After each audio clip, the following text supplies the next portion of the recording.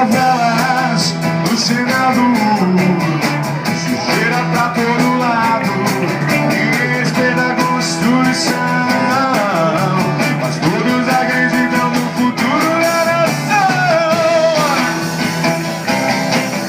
Que país é esse? Que país é esse?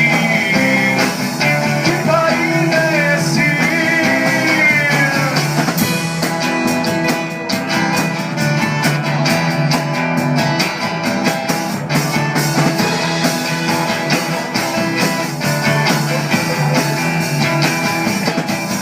Amazonas, Guaraguaiaia, nada sabe bem. Mato Grosso, Minas Gerais, e no Nordeste tudo em paz. Mentira, aonde eu descanso, mas o sonho era solto.